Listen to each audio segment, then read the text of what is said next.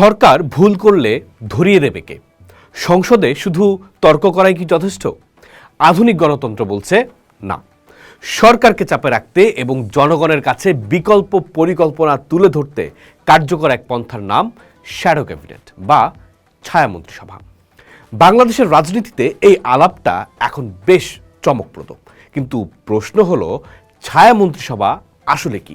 সহজ কথায়, নির্বাচিত সরকারের প্রতিটি মন্ত্রীর বিপরীতে বিরোধী দল যখন নিজেদের একজন বিশেষজ্ঞ নেতাকে নির্দিষ্ট দপ্তরের দায়িত্ব দিয়ে একটি বেসরকারি মন্ত্রিসভা গঠন করে, তাকেই বলা হয় ছায়ামন্ত্রিসভা। সরকারে যেমন শিক্ষামন্ত্রী বা অর্থমন্ত্রী থাকেন, বিরোধী দলেরও ঠিক তেমন পদের একজন নেতা থাকেন। তবে তাদের হাতে প্রশাসনিক কোনো ক্ষমতা থাকে না। তারা চোখ রাখেন সরকারের কর্মকাণ্ডে, সামনে আনেন বিকল্প সমাধান। কিন্তু এই ধারণা সামনে কিভাবে এলো?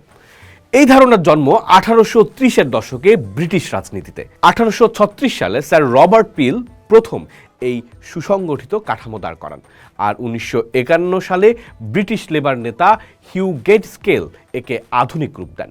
বর্তমানে যুক্তরাজ্য, কানাডা ও অস্ট্রেলিয়ায় এই ব্যবস্থা অত্যন্ত শক্তিশালী। সেখানে বিরোধী দলকে বলা হয় হিজ ম্যাজেস্টিস লয়াল অপোজিশন, অর্থাৎ তারা সরকারের বিরোধী হলেও রাষ্ট্রের অনুগত। কিন্তু কেন এই ছায়ামন্ত্রিসভা গুরুত্বপূর্ণ? ধরুন সরকার কোনো প্রতিরক্ষা সরঞ্জাম বা মেডিকেল ইকুইপমেন্ট কেনার সিদ্ধান্ত নিল, বা কোনো দেশের সাথে বাণিজ্য চুক্তি করলো। শ্যাডো মিনিস্টার তখন হিসাব কষে দেখিয়ে দেবেন একই জিনিস আরও কম দামে অন্য কোথাও থেকে কেনা যেতে পারে, বা এতে দুর্নীতি আছে কিনা, বা চুক্তিটা অন্যরকম হতে পারত।